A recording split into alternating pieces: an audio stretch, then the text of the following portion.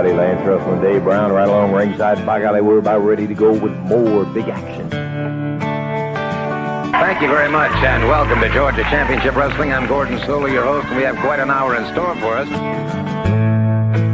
Hello, everyone, and welcome to Championship Wrestling at ringside. This is Vince McMahon, along with wrestling's only living legend, Bruno Sammartino. Welcome to this week's edition of Mid-South Wrestling Television. I'm your host, Boyd Pierce, another outstanding card. Hey guys, and welcome back to the Regional Rasslin Podcast, where we talk the territories. I am, as always, your host, Ray Russell, and this week, guys, we head back to the Memphis territory, circa 1985, and in order to get things going the right way, let's bring him back onto the show. Our special co-host for the Memphis territory, one Mr. Gene Jackson. Gene, welcome back. What's up, Ray? Here we are back in Memphis in 1985. I don't know. Is that a good thing? 1985? I mean, I had a great 1985. I was like 5 years old. Just all kinds of great cartoons. Pro wrestling was hitting the national expansion at that point.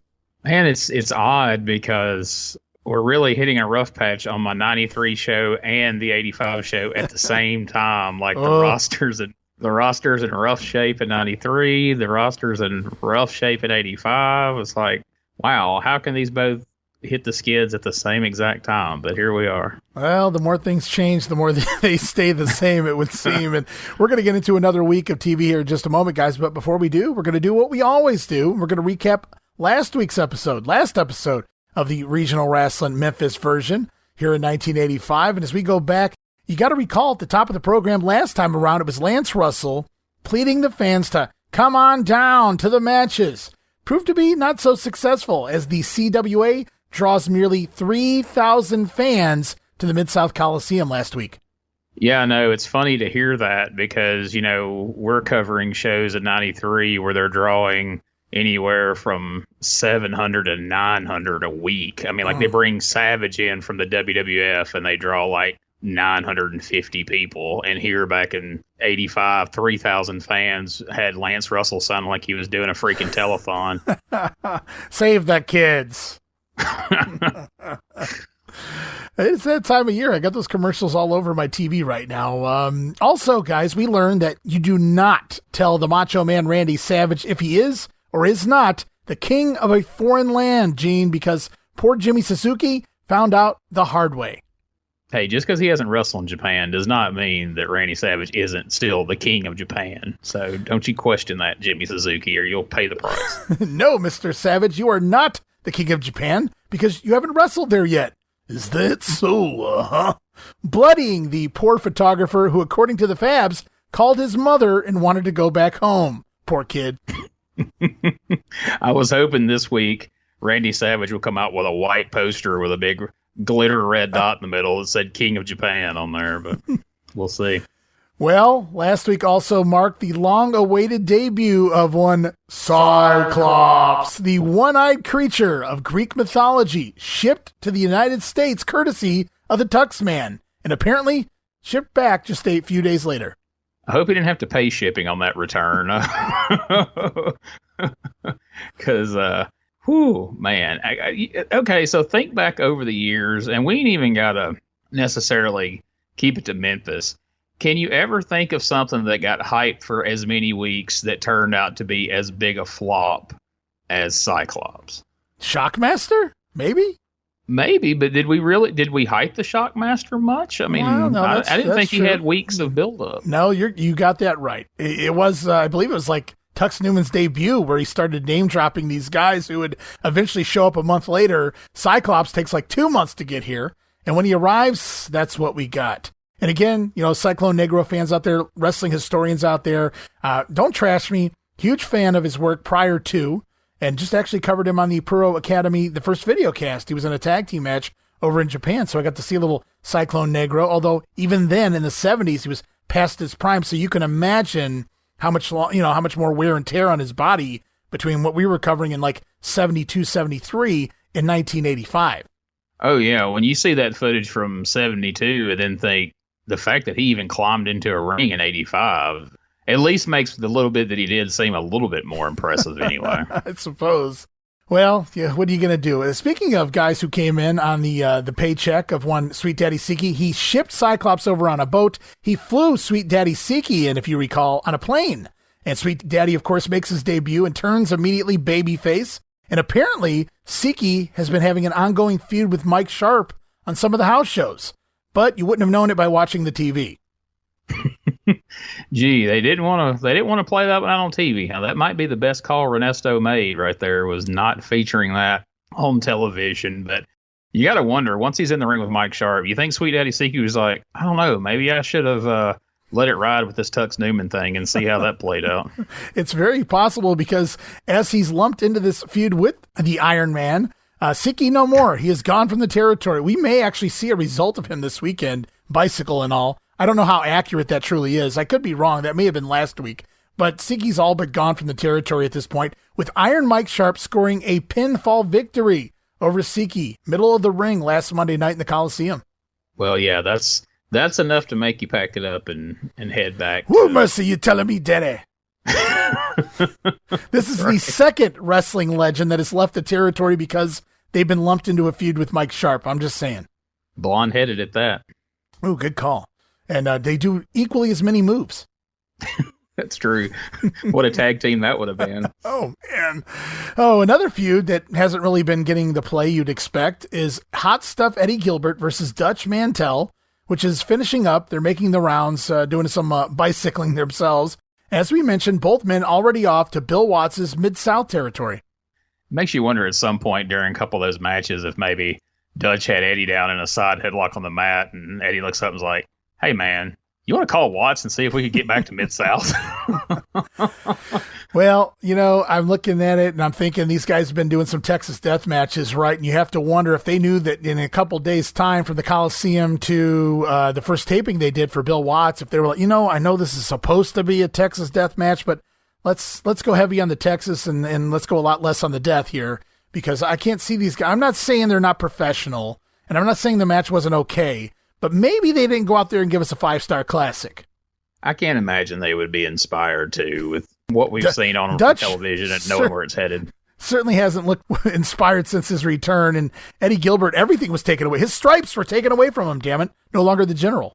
1990s Eddie Gilbert would have left the day he showed up and they said, hey, we're just going to drop this general thing and take you back down the card. I think he probably went and got in his car. 85 Eddie Gilbert stuck around for a few weeks, waited till he could get into another territory and, saw his way out. That 1993 Eddie Gilbert that didn't want to feud with the Rock and Roll Phantom, I think he'd have been out of here as soon as he found out that Eddie's army was dead. He'd have been like, nope, don't think so. Well, it was just a couple weeks ago here on TV, we witnessed the Batten Twins, the miracle in Memphis. The Batten Twins scoring a win on television, but they did not make it 2 in a row, losing to the team of the PYTs, or more importantly, Coco's Brainbuster last week. Whew, I mean, there's a lot of people falling victim to Coco's Brainbuster in Memphis. It is, folks, I'm telling you, I say this every week, and I'm probably going to keep saying it every week as long as the PYTs are around. Go to the Wrestling Memory Grenade YouTube channel and find these episodes and watch Coco just manhandle these enhancement guys and watch these Brainbusters. And I defy anybody to tell me or show me footage of a more dangerous looking Brainbuster than the ones Coco's dealing out.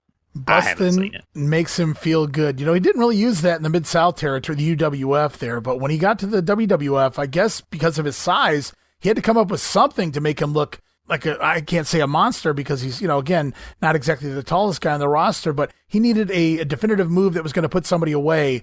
And obviously the missile drop kick to the face, that worked a lot as well. But yeah, that Brainbuster was great every time he did it. He would even do it to guys the size of Mike Sharpe. I could hear Mike now. Well, what do you want to do with me? You can't get me. Oh, yes, I can. And every time oh, yeah, I feel good. All right, I'm sorry, guys. We go on. And, talking about some preliminary talent, Jerry Garman has now followed his buddy Benny Traylor to the Memphis territory, thus completing the lovable tandem from the 1980s. Yeah, man, it was weird not having him around because you really can't say one of those names without saying the other, can you? I mean, they just go together like peanut butter and jelly. like peas and carrots. That's right. Oh, man. It was also Bonzo Gonzo at the Mid-South Coliseum in that Lumberjack with Straps tag team match between the Fabs versus Lanny Poffo and the Macho Man, leading to a double disqualification. How will they follow that up this week? Well, it is Memphis after all, guys, so I won't spoil it, but I don't want to let you down either. We'll have to wait and see. Yes, we certainly will. Double disqualification. More later. Well, and last but certainly not least, finally, last week on the program, we questioned the comment from one Lance Russel, a comment that he made about realizing that it was BOGO, buy one, get one free tickets to the Mid-South Coliseum. Still only drew 3,000. Wow. Anywho, Lance made this comment. Boy, I'll tell you, that hits my Scotch nature right in the old pocketbook. I love it. Oh, that hit my Scotch nature right in the pocketbook, Gene. Yeah, after listening to it several times, that's kind of what we watered it down to of what he had to be saying. Any feedback on that this week? Well, we got a couple of people chimed in, and, I keep going back. I'm just not hearing the word nature, but I just, like you said, we have to weed it down to something, and it's got to be the closest to what Lance said there. First, it was Jamie Ward responding to the podcast. I posted it. Jamie must have listened within the first day or two of it dropping, and he said he agreed with you that it was Scottish nature. And I said, no, Jamie, you're giving Lance too much credit there. He did not say Scottish. I know he was trying to defend Lancer, but it was definitely Scotch. I want to be clear there. Also, we heard from listener and great follower of the WrestleCopia brand, Phil Adams, also a Patreon of ours, Gene. He wrote in and he said he too believes that it was Scottish nature, a.k.a. Scotch nature. So basically, as you pointed out last episode, that there was a stereotype that the Scottish could be thrifty, cheap, if you will. And so basically Lance Russell saying that, boy, he's, it hits his Scottish nature right in his pocketbook. And of course, Lance, it's at different times, just referring to him as the Scotch. And of course, Roddy Piper clarified at WrestleMania 5, Scotch is something that a Scotsman drinks. That's right. He made it very clear to Mr. Brother Love, Bruce Pritchard. As we wrapped up that episode last week, I had every intention to reach out to Shane Russell, Lance's son, who I met in Jackson a few weeks ago, and say, hey, man, do you remember ever hearing your dad using the term Scotch nature? And I completely forgot. So that'll be my homework for the next episode. I'm going to reach out to Shane and see if he has any input on that. That'll be fun. And maybe if it was something that Lance used to say way back when, I pop anytime I hear something or I remember something that one of my grandparents used to say as a kid, and I go, oh my God, I haven't heard that line in 40 years or something like that. So that'll be cool if he does refer to it as, that was something that Dad used to say back in the day. So if not, it's whatever. But yeah, it was very out of nowhere. We've heard Lance do commentary forever, before and after 1985. I've never heard that one from him before. That's true. And who knows, if that's not what he was saying, then Shane may be able to clarify what it was he did say and what he meant by it. So hopefully we'll get some clarification by the next episode, folks. So the hunt is on for what did Lance Russell say? Right now we think it was Scotch nature, guys. So stay tuned and we'll continue this investigation as only we can do here on Regional Rasslin. Of all the things in Memphis that we investigate, these are the things that keep me and Ray Russell up at night, folks. This is the things we've got to know. Well, Cyclops is gone, so you got very little left to pick from. But we're going to roll on, guys. Kick things off this week, going back to April 13th, 1985, for some more CWA Championship Wrestling.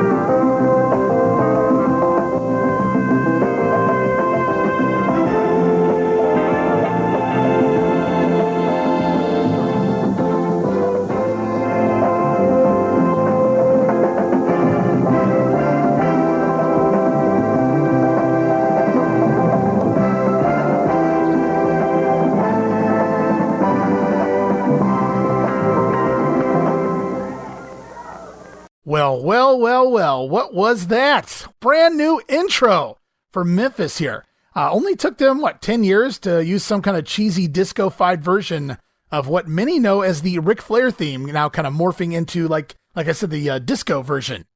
Yeah, I wasn't expecting that. I mean, I knew it changed over at some point, but I really thought it was closer into 86, honestly. Yeah. Well, same here. That's why I actually, when I started covering this, I go, wait a minute. Has it been coming on like that for a few weeks and I haven't noticed it? So I had to go back to the last couple episodes just to make sure and verify this was the debut of the new intro for Championship Wrestling here on the TV5. Certainly was. I don't hate it. That, like I said, that other one's been around a long time, so we'll switch it up a little bit. Yeah, I had to change it up here for the show, so I'm glad I caught it as we go out here. It's Lance Russel and Dave. Nope, just Lance Russel this week, right along ringside. But don't worry, guys. Lance letting us know that Davey, he'll be back next week as we're straight off to the ring to see Jerry Oski take on the Masked Man, Mr. X. And almost right away, Oski shot into the ropes, and the rope breaks. Well, that did not take long to get into some fun this week, Gene.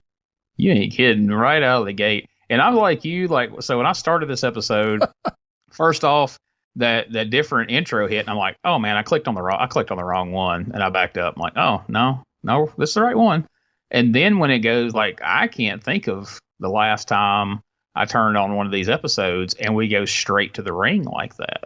We always go to the desk with Lance and Dave, but we go straight to the ring. So had a very different feel. And then the match starts, boom, immediately the ropes break. And I'm like, no, Dave, the ropes is broken. Oh man, we're off to a rough start here, Ray.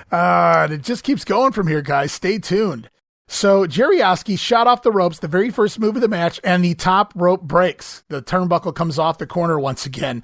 We saw that several months ago here with Bill Rose, who's also on this show. But luckily, Jerry Oski does not fall out of the ring like Rose did. He grabbed that top rope, and the delay in the turnbuckle snapping as Jerry was coming off enabled him to stay on his feet and in the ring. So at least he was safe from taking a bump to the floor. As going to have to start keeping a tally on how many times the top turnbuckle breaks here. Appears to be the same one, the same corner, both times so far, and the second time in the last 3 months or so. So can we expect a bi-monthly rope break at this point? Everybody's in there holding their breath when they hit them ropes. This is today the day, is it my turn? But a testament to the athleticism of Jerry Oski. He didn't eat shit like Rose did. He held on and didn't. You imagine how blown up he would have been if he'd have went out. Take a bump to the floor. Took a bump to the floor the way that other guy did. Well, it is what it is. The match continues on, though. As you'd imagine, the basics will follow on the mat. The Masked X actually going to try to use the free rope, the rope hanging down, to choke and then hit Jerry with it, the buckle. But Oski's saying, wait a minute, man, you're the jobber. That's not happening here. As Lance wants us to know that, hey, guys, we have a dandy of a show coming up as we see the top rope laying in the ring. Can't believe he said that with a straight face. It's back and forth as Mr. X seems half competent for a masked guy. Jerry Oski going to end this one, though, with a gorilla press, scoring the win in 3 minutes' time. Yeah, I was wondering if that was an improvisation there of him hitting that gorilla press, or if that's what we were doing anyway, or if it was just like, well, I can't shoot him off the ropes for my standard power slam, so I'm going to have to press this guy. But I felt like Lance should have either said that we had a dandy of a show planned in past tense, because that's all out the window. But as the show went on, I want to go, all right, I'm calling bullshit, Lance. I don't think this was going to be a dandy of the show, whether the rope held up or not. But so we'll see. Yeah, we will see. As it's going to get more interesting as the show progresses, that's for sure. We go into a commercial break. Back from break, it's the Macho Man, Randy Savage, in the face of Lance Russell, because madness. Tux Newman going to take over the interview from there. He says the legends are all gone. Jerry Lawler, gone. Dutch Mantel, gone. Now there's no competition left. Well, that's what the fans want to hear, Gene. There's no competition. Change the channel. Exactly. But, okay, so did you notice we come out this week, and we talked about, when we covered the previous week's episode, how Tux Newman's new thing was he comes out all hot and bothered and he's yelling for no reason. Now this week, Savage is wound up like a dollar watch. He's wanting to beat up Lance Russell. And now Tux is all calm. He's back to his previous voice and rhythm. It's like, what the hell are we doing? Like, are we just throwing shit against the wall every week and just seeing if it sticks? Or is somebody giving him advice or like, hey man, that hollering thing, that's not it. Don't do that anymore. Yeah, that's out, man. We can't be doing that. So the promo goes on, and he says, the Tux Man says, a lot of Hollywood producers are now interested in Randy Savage since he won the Southern title. They may even have to go on a world tour to find competition because it sure ain't here in Memphis. As we hear a thudding off camera, it appears that the Macho Man has attacked his opponent in the ring because he couldn't wait for Tux Newman to shut up. It was news to me to find out that Hollywood producers had their finger on the pulse of Southern wrestling. It was Andy Kaufman that brought that there. The right guy to win the Southern title to bring him out to Hollywood. I'm having a vision of Randy Savage on David Letterman jumping over the desk and attacking him. Wow. And that would have been entertaining. That would have been entertaining. We go to the ring, though, however, Tux Newman getting cut off in his promo, thank God, by Randy Savage attacking poor David Haskins here. Savage, we learn, comes into the ring by attacking Haskins, what Lance calls off the top rope. Problem is, there is no top rope. So the top rope is actually the middle rope at this point in time. So last week, poor David Haskins had to contend with just absolutely slow molasses speed moving Cyclops. Now this week, the perpetual motion of Randy Savage. He don't know what to prepare for when he shows up at the studio on Saturdays. Yeah, I don't think anybody knows what to prepare for when they show up to the TV5 studios. But I want to be clear here. The last matchup, the rope broke, and it was just kind of hanging in the ring. But during the commercial break, they removed the entire top. There is no top rope anywhere near ringside at this point in time. I want to make it very clear what you guys are watching at this point. Is Randy Savage pummeling poor Haskins, pitching him to the floor. I guess Savage thinking he's going to have to hit Davey twice as hard since he can't use the top rope. Macho Man going to make up for it and stiffening poor Haskins here. Typical fun Macho Man mauling ensues. Lots of knee drops, elbow drops, and then he climbs to the middle rope and hits a diving elbow in 1 minute and 15 seconds. Hey, he adapted and made it work, and honestly, you know, he's up a little too close to those studio lights each week when he's on that top rope. So I don't know, maybe for Savage at least, maybe this worked out better as far as the top rope elbow goes, but it didn't work out great for David Haskins because, as you said, it seemed like he amped up the intensity. And was definitely laying in, and which is saying something for Savage. I was going to say harder than normal, but he was. I was glad you pointed that out because that certainly was my perspective on it. Yeah, no top rope. Well, we'll make up for it here. Lance Russel, after the Savage match, going to recap the recent Jerry Lawler injury at the hands of the Macho Man. We go back in time. We see a clip from the Mid-South Coliseum. Russell then reminds us of last week's debacle with the Macho Man attacking poor Jimmy Suzuki. As we go into a commercial break, we come back out after a delay. And I don't know if you caught those, a couple of commercial breaks. We get one of those please stand by type pictures here while they're waiting to come back to the live studio. Yeah, it was like the old Saturday Night Live where you just had that card on the screen, you know. And I noticed that, like I say, a couple of different times. It struck me as odd. Well, after a delay in returning from commercial, Lance Russell appears unprepared, or at least his paperwork isn't correct. He asks Holly, "Hey, Holly, come on over here. Do this number for me." I don't know what that meant, but ever the gentleman, Lance does say thank you to Holly. Hopefully that wasn't code for anything. Maybe that's exactly what it appeared to be. Well, at that point, Lance are going to run down the upcoming Monday night Mid-South Coliseum card. The main event going to see the Southern champion, the Macho Man Randy Savage, take on Nick Bockwinkel, spelled incorrectly, I might add. Also on the card, tag team champions Fabulous Ones defending against the PYTs. So, no follow-up, it would seem, between the Fabs and Savage and Poffo after a double DQ, but I guess I'm not really complaining. Lanny Poffo out of the main event picture. I'm cool with that. Also on the card, Jerry Oski versus Mike Sharpe. Brad Batten battling Bobby Colt. I wrote who?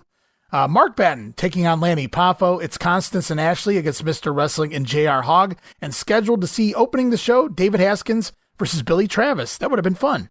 Yeah, that was my thought when that popped up on the screen. Like, I would have loved to have seen that of all the matches on the card. And to be quite honest, for a company that can't figure out the spelling of constant or Constance from one segment to the next, do we really expect them to spell Bockwinkel correctly? I mean, come on. Well, and they also introduced Bobby Colt in one of the matches, and we have yet to see Bobby Colt. So what is a Bobby Colt? We'll find out before this episode's over, I assure you, everyone, as we get another delay at the end of the next commercial break. And apparently, Holly has indeed done the number, folks. Lance Russel now has Nick Bockwinkel on the phone. If Lance can keep hold of the receiver, I don't know if you caught that right when they cut back. Lance goes to grab the receiver of the phone and drops it on the desk. Yeah, then he apologized. I hope I didn't blow your ear out, Nick, with a drop the phone right there. Or Sorry whatever about it was that, he said. Nick. Yeah, He acknowledged it. So they have Nick Bockwinkel on the phone, according to the Keirn, also, again, spelled incorrectly. So Nicky on the phone, but we can only hear every other syllable of everything he says. He just keeps cutting out the entire promo. Yeah, it was funny because I think I said this in a message I sent to you. It's like they're on a regular, landline. It's 85, but Right. It sounded just like a cell phone in today's society that would be cutting out, and you just, like you say, just hear every few syllables. And I was like, how long are they gonna let this rock on? Because that was my thought. You said shortest Bockwinkel promo ever, but as Lance wasn't stopping him or even pointing out that we couldn't understand him, I was like, holy, if this turns into one of them these Bockwinkel, soliloquies here, and this goes on for several minutes, this is going to be awkward as hell. Well, you never know. Bockwinkel could have been calling from a car phone. I could see him with a Zach Moore's phone riding down the road in his convertible, cutting a promo here. But what's really awkward during this interview, for some reason, they need a picture of Lance Russel the entire time. The live picture, him in the studio, and Lance the entire time is very confused throughout, making a lot of mannerisms, gestures and whatnot. What do we do here? Finally, he has to tell Nick Bockwinkel, we can't hear you, Bock. And so thus the interview is ended abruptly. And I did indeed write, shortest Bockwinkel promo ever.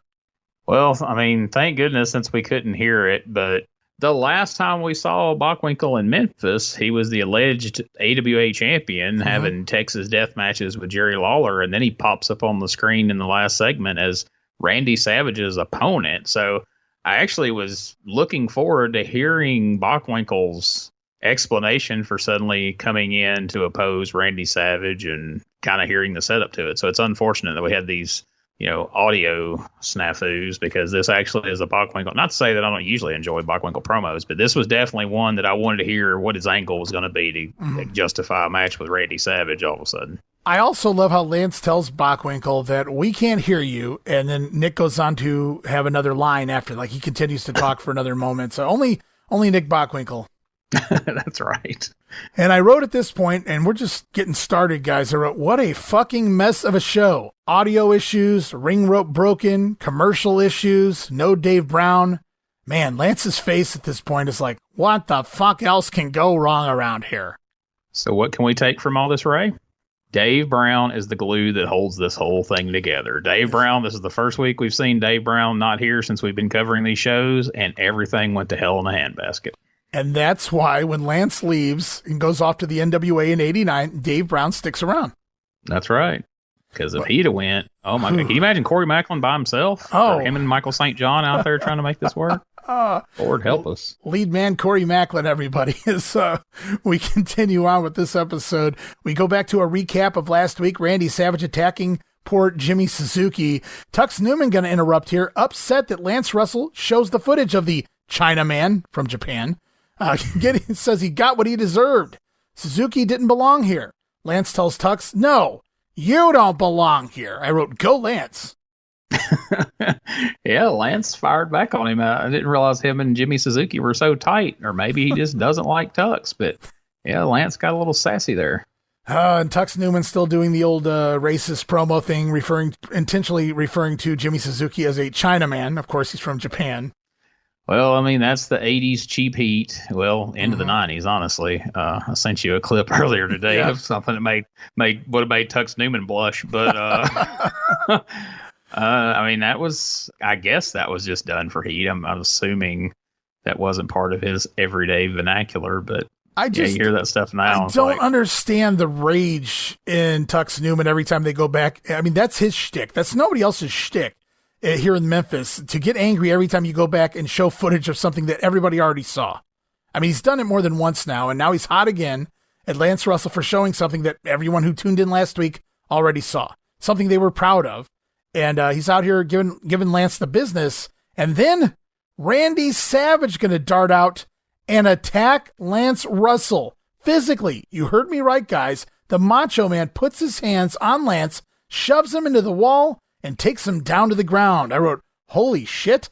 But then, well, this would have been an excellent opportunity, I wrote here in my notes, Gene, for a Jerry Lawler return, or even a Fabulous Ones run in. But no, fucking Steve Constance and Tim Ashley save the day and run off the Macho Man. There's so much about this that made me just roll my eyes and go, what the fuck are we doing? Like you said, if this was a way to bring Lawler back or have the Fabs run in based off of everything they've done with Savage, but it's like you just arbitrarily have Savage attack Lance Russell, which never happens. And then you have Constance and Ashley run out to make the save. And honestly, apparently, unless you put, flour all over Lance's suit, he don't give a damn because he really didn't sell it afterwards. I mean, he was annoyed at best, but it wasn't like, it should have been like, oh my God, stop the world. Somebody put their hands on Lance Russell, but right. It just kind of got dusted off. And you think they would have done it at a time when Dave was there so that Lance could disappear at least for a segment or two because he's shook up and he's mad or he's whatever, but he's kind of brushed it off and just kind of went on with the show. It seemed unmerited, though. They weren't really, I mean, yeah, he attacked Jimmy Suzuki last week, but he did it on television. I don't really understand the rage in the Macho Man to come out and attack Lance Russell. A. B, like you said, it happened, but it was almost like it didn't happen. It was done so poorly, the presentation, the reasoning was so out there, it didn't make any sense to where it didn't really have the effect that it easily could have had. I had more effect Jimmy Hart dumping flour on Lance than I did with Randy Savage physically taking him down to the ground. The rest of the show, the impact of Jimmy Hart doing that to Lance was felt throughout that entire episode. You couldn't forget about it. It wouldn't go away. And by the next segment, you've kind of forgot about it. Lance has clearly forgot about it. And just the fact that this segment starts out with Tuck's belligerent because they brought up the fact that Savage attacked an innocent man, and then Savage comes out. He's mad that you showed him attacking an innocent man. So what does he do? He attacks another innocent guy. Like, so next week, I can only assume that if they mention it or show a clip of what happened this week, they're going to be mad all over again. Don't you show that? How dare you? And then what, he's going to beat up Dave Brown next week because Dave shows him the clip of him attacking Lance? Like, Dave's no fool. He's going to bring old Randy Hales out there to take the heat. That's a very good call. So Constance and Ashley are out here. They help Lance Russell back to his feet, and he's a little upset. He refers to Randy Savage, that idiot. Basically, you can't get away with dumping a bag of flour on his head. You get suspended for life, basically. Lance Russell firing Jimmy Hart in the spot for pouring flour on his head, but it's okay to put your hands on. That's okay. Randy Savage being called an idiot here, and all is forgotten. Now, see, I told you that back when it happened, that we set a dangerous precedent there, that somebody screwed with Lance, and he handled it of his own accord, and we never saw Jimmy Hart again, or at least not for many, many years. So if they ever go to that well again, it's going to have to be an equal response. And as you just pointed out, by definition, what Savage did was worse than what Jimmy Hart did, because Jimmy Hart didn't actually touch Lance. He just poured flour on his head and messed up his suit. Savage actually physically assaulted him, and all he did was get called an idiot. So, but again, it's, the difference in bookers, I guess. But yeah, it's never mentioned again for the rest of the show. It's not even an ongoing story throughout the episode, really, in regards to Savage attacking Lance Russell. It's almost forgotten. And I bet it's not even brought up again, but I'm curious to see what happens in the next episode. But we have Constance and Ashley, the world beaters out here, making the save, running off Randy Savage, helping Lance Russell up. And then you have to have Lance conduct an interview with these guys. And while Lance should be shaken up, he has to carry the interview because these guys don't know how to talk.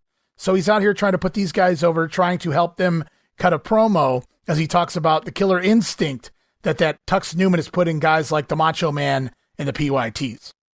Yeah, it's just the most awkward segment I've seen on Memphis Wrestling in quite a while, and just so poorly executed and just clearly not well thought out, almost to the point of it makes you wonder, was it just a knee-jerk reaction of like Ernesto was like, oh God, this show is, in the shitter out of the gate. Let's do something to shake things up. Savage, go out there and push Lance Russell Or, did Savage just go out there and do that unannounced or something, and that's why they couldn't really follow up? But I can't think of anything they've done on here that was just so poorly thought out, in my opinion, anyway. Yeah, again, the presentation was just awful, and there's really no follow-up. Lance got to thank the duo for coming out and helping him and wishing them well in their upcoming matchup as we go to the ring to see Constance, or Constant, and Ashley take on J.R. Hogg and Jerry Garman. As the top rope is finally back. We got all 3 ropes back, Gene. No worries, though. They don't use it in this matchup, as the baby face is just going to dominate J.R. Hogg. Then in comes Garman for more of the same. Not a whole lot happening here. Constance randomly catching Garman with a power slam. That's his move. Then he's going to drop kick J.R. Hogg off the apron. Then he turns around. Looks like he wants to power slam Garman a second time. But Garman has no idea what the hell's going on, and it kind of ends up looking like Garman's getting screwed here. His ankle's tucked behind his head. So Constance got to go to town on him here and get the 3 count. Yeah, I mean, he could have called that the plow or something, or I don't know. But yeah, that was definitely an awkward pin. And again, this is, I guess you could just label this an awkward episode of Memphis Wrestling, because so far that is the word of the day. Everything about this show is freaking awkward. I just hear Lanny Poffo watching this match in the back going, "Oh, I need to steal that finisher." Oh, well, this almost turned into a gangbang. Every time we try to wrestle, either single or tag team, it ends up in a gangbang. Indeed. Match went 3 minutes and 19 seconds, and it's god-awful as Constance and Ashley were here. Just wait until they get to the Mid-South territory, guys, because after they leave Memphis, Bill Watts going to put an end to both of their careers for them. Kudos to Bill Watts. If you don't like Bill Watts, if you're one of the people who thinks Bill Watts never did anything for the sport of wrestling, well, then clearly you're not aware of the story of Constance and Ashley and Mid-South. Or Korchenko. Bill Watts did not fuck around with shit talent, Yeah, that's a good point. And these guys didn't just leave the territory, right? Every one of those guys just left wrestling. They just quit the business. Yeah. Fuck this. Left the whole ass business. Like, that's back when you still had territories. You could have went to the other side of the country, and they're just like, nope, I'm going to get a real job. Screw this. Oh, man. Well, we go on. We heard him announce for the Mid-South Coliseum. Now we get to see him live and in color here, talking about the international playboy. Bobby Colt going to make his Memphis debut. I want to be clear. He is not a universal heartthrob. He's not even a continental lover. Certainly not a nature boy, Gene, but an international playboy. Yeah, he looked it with those teeth. My God, who thought that moniker was what this guy needed? I mean, make him the third wild hog or something. But man, you talking about being miscast? Well, apparently he's billed from Las Vegas, Nevada, and I don't know about you, but nothing about this guy screams international, playboy, or Las Vegas, except maybe his MGM Grand bathrobe. This guy screamed a shit hook from Kentucky, but I did a little research on him, and that's not where he hails from. But I'm sure you got more input on him, because as soon as he popped up on the screen, I was like, "Who in the hell is this?" And immediately paused the show and started Googling this guy. And great minds think alike. We're scraping the bottom of the barrel here. I don't. When all these people left out, we talked about in the last episode that either some great people were going to come in to fill the void, or we were going to get more of the same. And we're not even getting more of the same. It seems lesser. Yeah, it's like he's just Tom Ernesto. I mean, the booker's just looking around going, is anybody available? Who's out there? It's like a little bit of the Memphis guys and then some Kansas City mixed with some WWA. And if you guys know anything about those territories, specifically in the 80s, it's not pretty right now. As the Playboy here, he's going to say, Bobby Colt says, lots of tough competition here in Memphis, but none as tough as the Playboy, baby. Going to use everyone here as a stepping stone to the top. To which Lance Russel replies, I don't put a man down for wanting to get to the top, but let me tell you, there's a lot of hot bodies there that are pretty strong. They're going to try to keep you from doing exactly that. Lance, oh man, I don't put a man down for wanting to get on top, but there's a lot of hot bodies there that are pretty strong, Gene. if we were playing a trivia game and you told me somebody in Memphis said that and I had to guess who said it, I would have guessed Burt Prentice before I'd have guessed Lance Russell. Would have been a good guess. I know we've got a couple of fellas on the old WrestleCopia network that has a soft spot for WWA, but boy, if this guy doesn't represent them well, good Lord help. I don't mind that he's on a program. He's just definitely miscast, like you said. I mean, I could see him being part of some sort of a tag team or something along those lines. That poor man's Buddy Rose and Doug Summers or something like that. I don't know, but hell, you could have made him the Cyclops. Put him in that freaking outfit. That would have worked fine. You know, he would have been under the bodysuit, the mask. You wouldn't have known who was under. And he can clearly move around the ring. That's not really his problem here. So yeah, that would have been. We could have just changed Cyclopses over the week. This is Cyclops' brother, Cyclops number 2. Folks, they're going to be lucky if we don't start a game over on the WrestleCopia website where we rebook 85. As we watch this stuff, we go back and rebook the damn thing. We're kind of doing that anyway in a lot of ways. And it just feels so obvious. But I know what you're thinking. People are listening go, yeah, guys, it's easy for you to rebook it in 2024. This was 85. But so I don't know, man. Some of this stuff, I think Ernesto was just out of touch by this time. Yeah, out of touch is definitely, yep. That's exactly where I would go with it because he was he was one of the top heels of all time, one of the top masked characters of all time. He was the second Bolo, the first assassin, right? I mean, he was one of the true heat getters. He understood how to get heat when he was in the ring. He booked quite a bit throughout the 1970s. Bob Roop puts him over as a booker, as a worker, things of that nature. I mean, Tom Ernesto in his day, much like Cyclone Negro in his day, were great talents, both in the ring and out of the ring. But here in 1985, I agree with you. We saw that with a lot of guys of the 80s. They lost touch over time. Oh, look at 1989 NWA. Yes. You know, George Scott found all the out. success George Scott had, but when they come back, the times had changed and it had passed him by. And it happens to the best of us, you know. I mean, it's not a knock on the guy. It's just, boy, you think they'd have figured it out sooner than they did. But well, Jerry Jarrett's going along with this. I don't know if he made him sign an ironclad contract that you must keep me around for X amount of months because he's still here for a while, guys. As just before we get to a matchup featuring Bobby Colt, some context on the man. You may have other notes. Gene, feel free to add in afterwards. But he was out of the old Indianapolis WWA territory.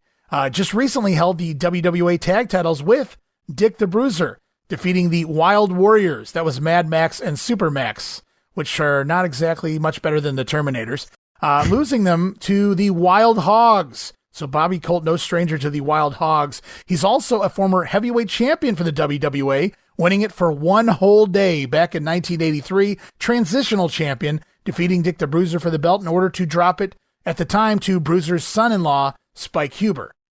That was one day too many by my estimation, but wow, the picture of this dude taping with old Dick the Bruiser, that's wild.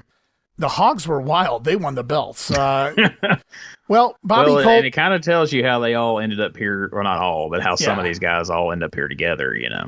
Well, that's old news. Bobby Colt going to make some new history here in the Memphis territory, no doubt, stepping in the ring with Jim Jamison. Colt going to work Jamison's leg over as the crowd really making not much noise here at all. Jamison finally going to reverse a whip in the corner, but he runs right into a nice solid clothesline from Colt, followed by a figure 4 leg lock, ending this thing in just 2 minutes and 52 seconds. And if you don't want to be a nature boy, a universal heartthrob ripoff, why would you purposely use the figure 4 as your finisher? I was glad to see that the studio audience was equally as underwhelmed as I was. I thought, well, maybe I'm being too harsh. Let's see this guy get in the ring. See if he gets over. And, I was like, oh, no, the promo and his look perfectly represented what his in-ring brought to the table as well.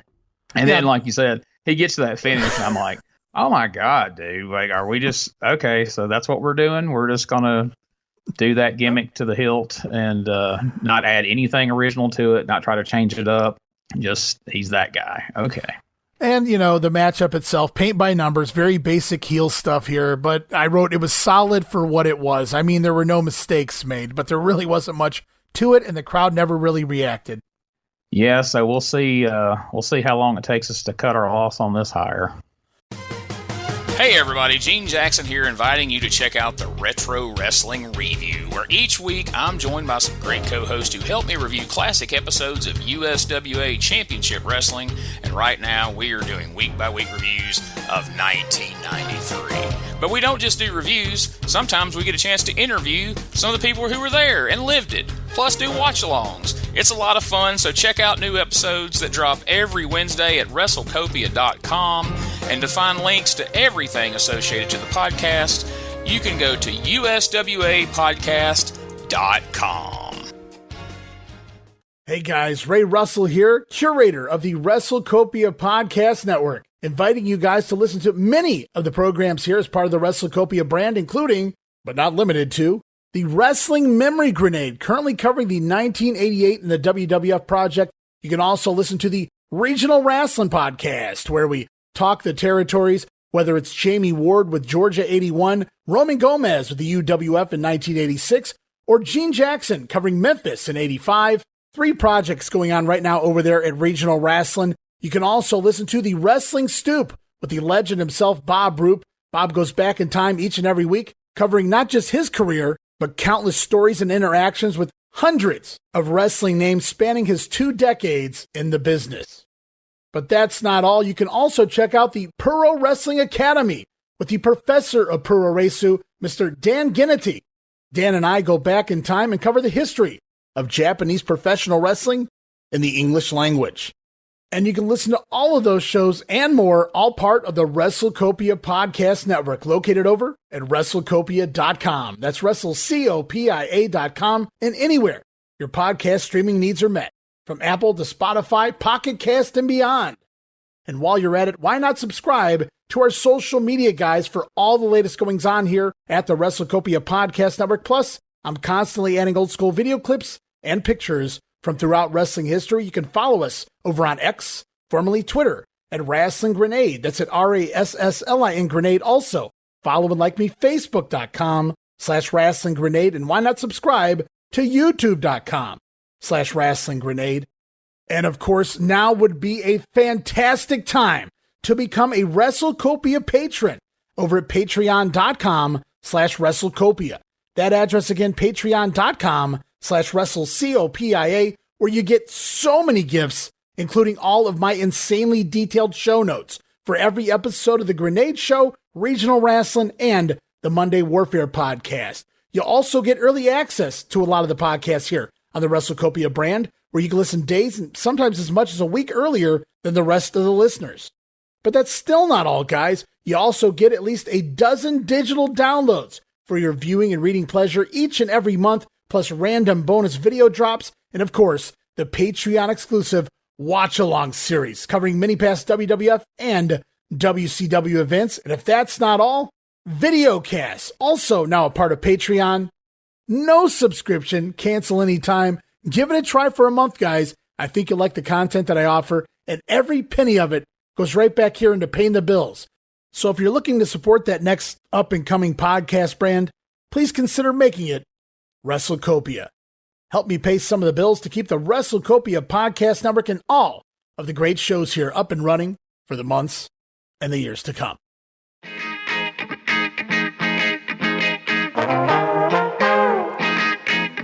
Hey, it's Bob Smith, and guess what? The Outdated Wrestling Hour is now part of the WrestleCopia Podcast Network. But hey, no fear, you're still going to hear the unique guests, comedy, music, authors, journalists, funny people. Who knows who's going to end up on the Outdated Wrestling Hour? Remember, it's all new and all old. So check it out in the WrestleCopia Podcast Network and wherever you get your podcasts.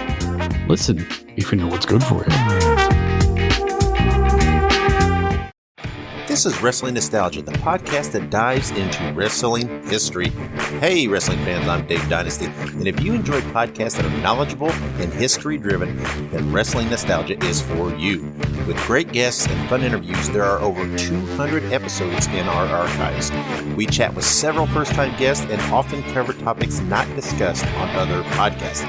Look up Wrestling Nostalgia on your favorite podcast platform and visit all of our links at linktree/WrestlePod. That is linktr.ee/RASSLEPOD. And remember, wherever you go, whatever you do, be good, be safe, and keep on growing.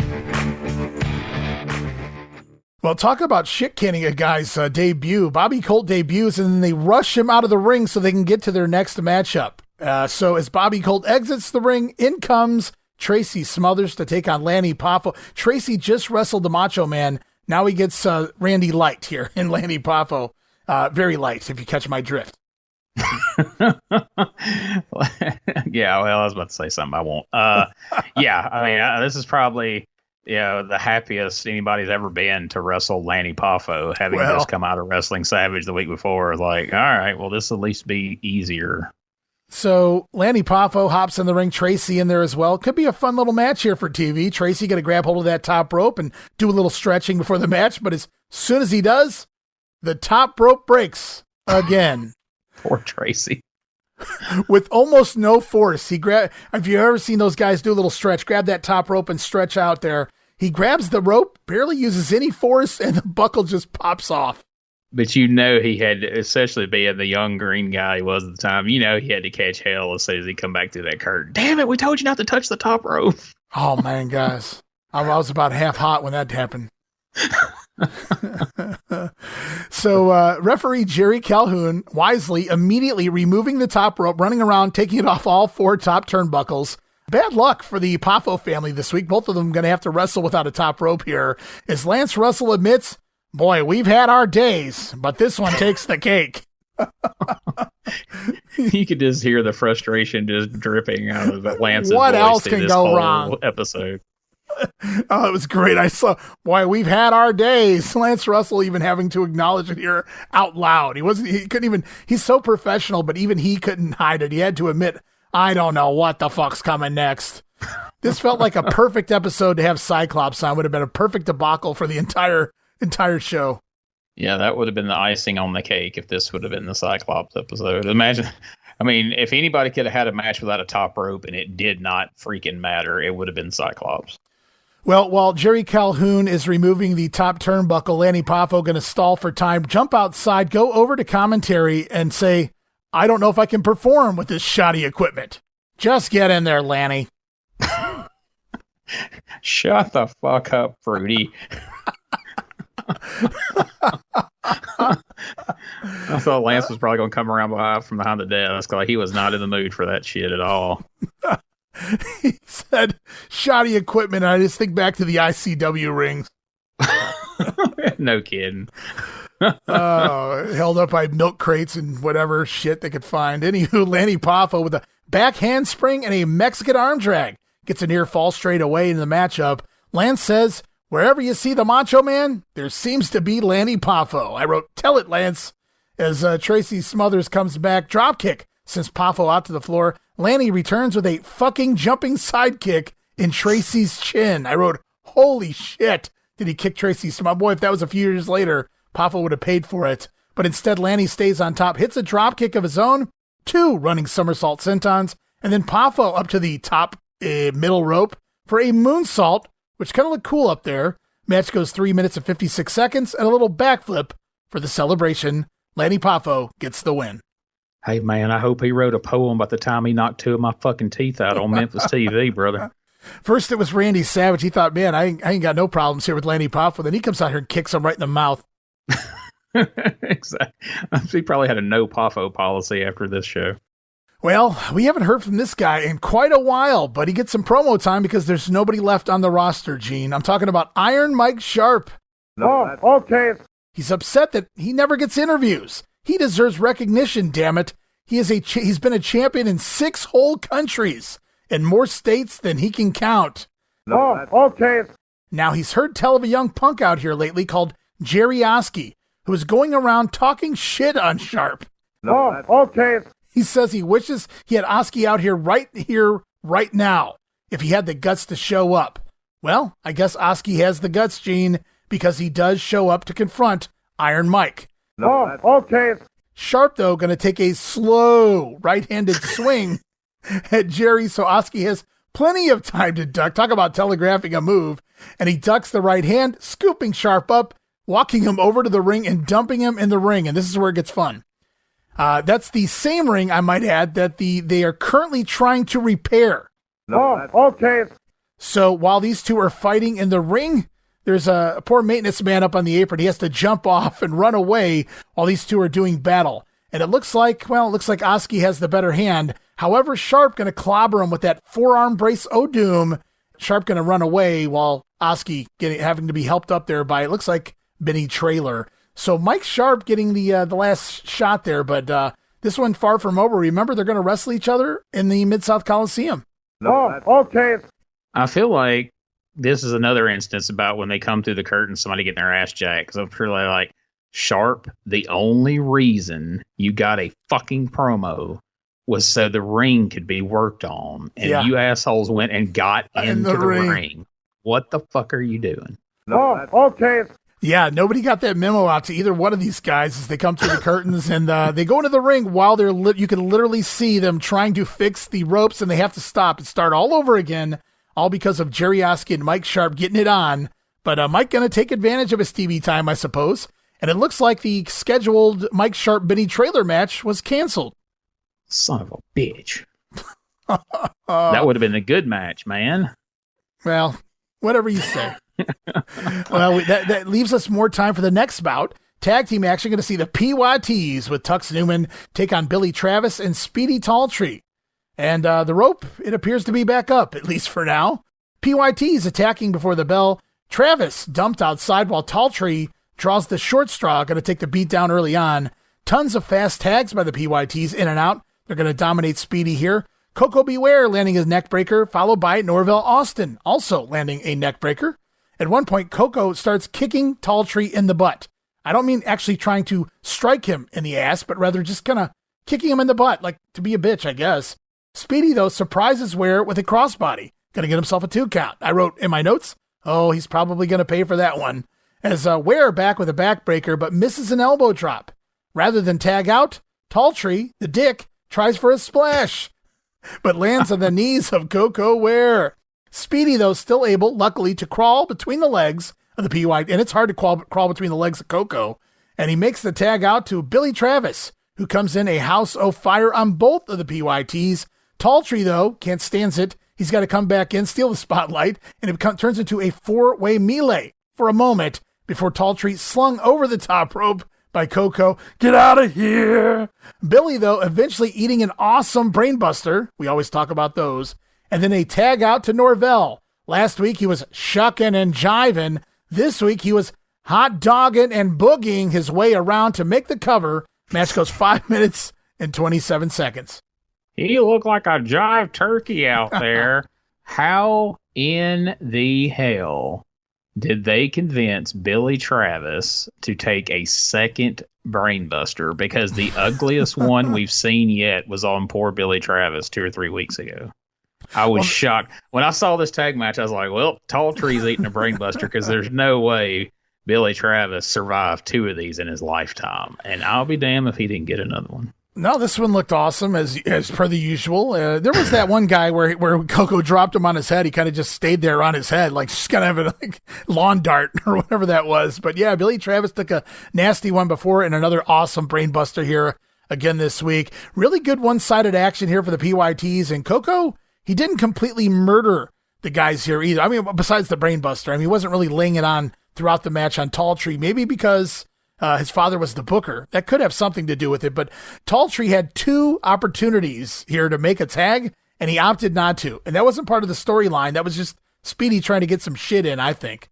Yeah, that was my thoughts as I was watching it, and I kept thinking, oh, he's going to regret that. He's going to regret that. Is this the first match so far that Speedy didn't do the dive to the floor? Or am I no flips, crazy? No springboards, no dives to the floor. This was everything right in the middle of the ring here this week. Coco said, we ain't doing none of that shit, boy. Them days is over. Well, PYT's picking up a fun win there as we go to Lance Russel talking with the PYTs and Tux Newman. Tux rocking some 99-cent gas station sunglasses here as they talk the PYTs getting a title shot against the Fabulous Ones this Monday night. They expect the Fabs to show up and just hand over the title belts. Well, Stan and Steve may have something to say about that. They're out next for another interview, Stan disputing the name PYTs. We've done that before, Gene. Stan Lane saying, well, they're not really pretty. In fact, they're not really young. Maybe they're things. It's like Stan Lane listened to this show, traveled back in time, and cut that promo. That's what I was thinking as I watched this. So Stan Lane having some fun. He's really been good on the mic since the Fabs have returned to the studio portion of their run here anyway, is Lane then randomly doing the bird. I'm not sure what the hell that was about, because Steve Keirn did that at the end of their matchup coming here, I noticed as well. So I'm not really sure what that's all about, but Stan Lane basically in the middle of his promo doing the bird, flapping his wings, if you will. Yeah, it's very ironic considering where Coco goes from here. But man, I'll tell you what, until we've gotten into this, I don't know, what would you say, month, 6 weeks or more of studio when Stan Lane and Steve Keirn finally found their way to the studio, and Stan Lane after their fathers. Doing promos here. I have never in my life considered Stan Lane an entertaining promo. I mean, I've never thought he was bad. And of course, he's always had that, that broadcasting radio voice of his, but I've never thought of him being amusing or clever. But holy shit, has he changed my whole perspective of him in these past few weeks. Like he always gets in, some pretty good stuff. Well, Steve Keirn has something to say as well here, Gene. He talks about the Brainbuster, the one used by Coco, where he says, well, that ain't happening to the Fabs. I wrote shoot, because they ain't letting it happen, right? So we go back in time. We see a VTR from Monday night, the Lumberjack strap tag team match, in order to put over the Wild Action. Steve Keirn stating that just look at what the Fabs are all about. PYTs, be warned. We got a big tag title match upcoming this Monday night. I'm pretty interested, pretty excited for this one. Yeah, I thought the same thing when he said that in that promo. I thought, yeah, I think that was probably a shoot remark, or just putting out there, don't think that you're ever, under any circumstance, going to give either one of us a freaking brainbuster, because it will not happen. Well, we go to the ring. We heard him here on the mic, and now we see him in the ring. Southern Tag Team Champions Stan Lane, Steve Keirn, the Fabs out there taking on Bill Rose and the Spoiler. Spoiler is good old Frank Morrell under the hood here. Jamie Ward's loving that somewhere. As meanwhile, Bill Rose was the man you guys may recall a few months ago. He was the one that took that nasty tumble on the back of his head the last time the ring rope broke. And after seeing what happened here today, I maybe pull up some PTSD for old Mr. Rose. So he wisely lets the Spoiler start the matchup. As the Fabulous Ones rocking chaps this week to the ring. I had to take the time to put that on just to walk 8 feet. I don't know. As they dominate both of their opponents here. Of course, the Spoiler going to tag out. Bill Rose in the ring, making sure to hit the ropes very cautiously. It was I told myself when this match started, I can't wait to see what he does when he gets in the ring. Very cautiously, almost mimicking hitting the ropes as he kind of walks up against them and quote unquote bounces off. I wrote LOL. He didn't want that to happen twice. Steve Keirn in with that nasty forearm shot to Rose's head though. Maybe he did want to take that bump after all, Gene. Match goes 90 seconds. Fabs going over here. Yeah, that irony was not lost on me. We haven't seen Rose since. And then the day that the ropes break in every other match, this guy shows up. I was thinking, boy, he had to be back there watching the monitor going, are you fucking kidding me? They still hadn't gotten this ring fixed by now. Oh, they sabotaged it for Bill Rose, right? And then here he sees it. Oh, man, not again. Well, luckily for him, it does not break during the matchup. He doesn't really give it an opportunity to, and I can't say that I blame him. We've already seen it break twice here today.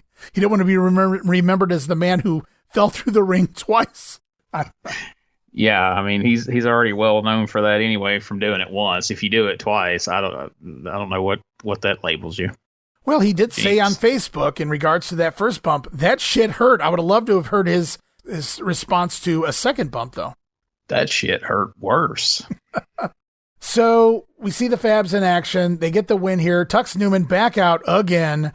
I always love when Jimmy Hart would come out repeatedly, but not so much for the Tux man, who runs down the Fabs. And they wisely confront Tux Newman. Hey, we're not going to take any of your shit, pal. They come over and have a word with Newman in front of the announce desk. And I'm pretty sure, I don't know if you caught this. I went back and listened twice. Pretty sure I heard Steve Keirn say, piece of shit to Tux Newman. Lance Russel trying to hand the mic over. It's in front of Steve's mouth, and we get piece of shit.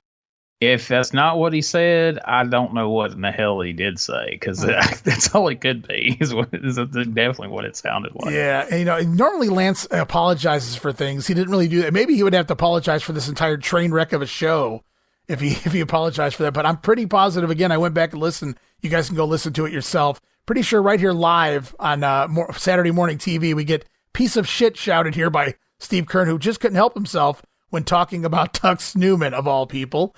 And while they're just happen to have their back turns to the dressing room, out come the PYTs, who attack from behind. But they're not alone. They bring with them a green, what I called an army net, but Lance Russel calling a fish net here, whatever you want to call it. They throw a fucking net on the Fabs. I did not know what to make of this. They come out there and toss that net on them. I'm like, what? What is happening right now? Like, what the fuck? It's not even like they catch them in the net. I can't believe I'm talking about it. They just throw it on them and attack, and it had no effect whatsoever. I mean, it felt like I was watching an old Batman episode, the old like TV series from the 50s or 60s or whatever the hell it was. Like, so out of place, so weird. Yeah, it was like a parody of wrestling. A very good Batman. That was a good reference to what we're watching at this point. However, of all the people to come out to make the save, once again, Constance and Ashley are here to save the day. First it was Lance Russel. Now they're out here to save the Fabs. Boy, we're trying to build them up here against all odds. I don't think it's working, but they sure are trying. Before we move on, I can tell something real quick. Whenever I seen the Fabs come out in those chaps, and you made mention of them, I always laugh when I see people in chaps, because when I was a manager, one night I was going against this guy. My guy was going against this guy named Waylon Rhodes, and he wore chaps to the ring. And I was cutting a promo on him. And I'd never break character in the ring, but I've usually managed to say things that have caused the babyface to sometimes break character. And I made reference to his assless chaps. And he looks me square in the eye, as dead serious as he could be, and he goes, "All chaps are assless, Gene Jackson." Yeah, and the crowd popped. That was it. I gotta say, I used to call them assless chaps, and somebody said that to me online one time. All chaps are assless, so I stopped calling them that after that. But I would have popped for that, I think. He goes, "All chaps are assless, Gene Jackson," and the whole place popped, and I had to turn away from everybody as I started laughing, because I wasn't expecting that response. I wasn't expecting to say it with such conviction and seriousness, and I certainly didn't expect the whole crowd to like pop. But that's what I think of every time I see somebody wearing chaps. But I'm like you, the assless part left my vocabulary, because you know what? You're right, dude. They really are. It just sounds more fun. As we continue on, back to the expiration of time here are the Batten twins. It's singles action this week. Can't even find enough guys to make a tag match here. It's Mark Batten out with brother Brad by his side. Mark's opponent here, Mr. Wrestling. That's Tommy Gilbert, still under the hood. Lance Russel going to bring back up comments from last week he made about Mr. Wrestling versus Dutch Mantel. Not expecting it to be very good. And I think here he's trying to rectify the comments that he made, Gene, but all it really does is draw attention back to the original comment that he made about, boy, I thought, as you said, I thought that match was going to suck a bag of dicks. All I could think of is like, all right, well, he's trying to backtrack on that comment. And like you said, all it really did was double down on the original comment. But I wonder if Tommy Gilbert or somebody like gave him shit about it, like, gee, Lance, way to go. You go out there and say you expected my match to suck, but then I surprised you by having a decent match. Way to put me over there, buddy. And Lance is like, all right, I'll go out there and fix it. And then he just, like I said, he basically just managed to double down and say it again. Yeah, he's got to like forcefully put that match over. Dutch is gone from the territory, but he's got to force. And Tommy Gilbert's basically a step above job guy at this point. Lance still has to go out there and rectify it by saying, boy, he sure hopes this match today between Batten and Mr. Wrestling will be just as good as Dutch and Mr. Wrestling. As the bell sounds, the Masked Man going to beat on Batten here, working his leg over, ramming it against the post. Finally, Mark able to turn the tables, go to work on the Masked Man's leg, driving it into the steel post in retaliation. Both guys now back center ring, hobbling, as we basically start all over from the beginning. The Masked Man going to clip Batten's leg and back on top once more. Mark, though, going to sneak in an inside cradle for one. Reverse rolling cradle, also for one. Tommy Gilbert not going to give him much here. Hey, you're just a Batten. Monkey flip by one of the Battens, Mark Batten, and the time will expire. Match goes 5 minutes and 38 seconds. So as I said, back to the expiration of time. Whew. A week ago at the Coliseum, Cyclops couldn't beat a Batten, and he was gone after that. Is this going to be the last time we see Mr. Wrestling on TV? Remains to be seen. Well, yeah, that's a good call. Hopefully not. I like Tommy Gilbert, but at the same time, I mean, the Batten twins holding their own. I guess this is the true definition of win, lose, and draw. 2 weeks ago, the Battens won. Last week, they lost. And this week, a draw for the Batten boys, at least one of the two. As we end the show, Lance going to hype the Mid-South Coliseum card one more time. And that'll wrap it up, Gene, because Brother Davey will be back next week. And hopefully the ring will be fixed, the phone will be repaired, and all will be well in the TV5 studio. Dave will be back next week, but I may not be. Fuck this. I need a drink and a week off. Well, that's the end of the episode. We go on. We got some house shows here on Saturday, April 13th as well, in Centobia, Mississippi. Is that correct? Senatobia. Okay, I just wrote it wrong. I apologize there. On the card, it's going to be Constance and Ashley, the PYTs, the Battens, the Angel, or the spoiler on TV. He's the Angel here on the house show, I guess, Frank Morrell, Plowboy Frazier, Jerry Bryant, still doing the house shows. Students, $1 off on sale at the gym. Go pick it up right now, guys. Also, on the 13th in Nashville, Brad Batten over J.R. Hogg, Bobby Colt defeating Mark Batten, Mr. Wrestling 2 over Sweet Daddy Siki, still making a couple matches anyway, and Mr. Wrestling going over. So that tells you something. Jerry Oski defeating Mike Sharpe, Eddie Gilbert over Dutch Mantel, Lumberjack match with straps, Fabulous Ones again defeating Randy Savage, or this time defeating Randy Savage and Lanny Poffo. Also, there was a ladies match announced, but I can't find any results, so not sure if it even took place. What do you make of the fact that both of these guys are on their way out, but they keep having the heel go over between Eddie and Dutch Mantel? Upset with Dutch, who was brought in very briefly here. That's my guess. Eddie was already here. He'd been working here for months. Yeah, Dutch was here for a couple weeks, and he's already off to another territory. I think this is a little payback on the way out. It has to be, because you would think just for the fans' sake, and since Eddie had been there so long and had garnered so much heat, that you'd want to put the babyface over on their way out. But like you said, it has to just be a matter of, all right, well, fuck you, Dutch. We'll just let Eddie win, and you can leave a loser. Yeah, Dutch is like, I don't give a shit as long as I'm leaving. That's right. I'll leave every way I can. Did you watch my opening promo? Did I sound like I wanted to be here to start with? Yeah, he took a look at the landscape and he got the hell out of Dodge. Can't say that I blame the Dutchman there. Eddie Gilbert going along with them. We won't see them much longer here on the house show results as we move on the following day. It's been a while, but it's back. The Jerry Lawler Show. This video does exist. We have it. April the 14th. And we open up. We go back in time. Joined in progress. Lawler versus Savage from the Mid-South Coliseum. We relive the end of the matchup and how the King was put in the hospital. We see the stretcher job, the ambulance, the metal tray that Randy Savage used. This time, Jerry Lawler doing the voiceover of the video, explaining his doctors ordered him to stay out of the ring until his neck fully heals. But he promises that the Macho Man will have hell to pay when the King returns. That's right, and we know it's got to be soon if he's back doing the Jerry Lawler Show, right? Or so we would assume. Yeah, no neck brace or anything at this point as it cuts to Jerry Lawler sitting in a waiting chair in a doctor's office somewhere to host this episode. Apparently, he brought a camera crew with him to the doctor's office, as this does mark the first time we've seen the King on TV since his injury. Hey guys, you mind if I film an episode of the Jerry Lawler Show while I wait out here in the waiting room for this appointment I've got this morning?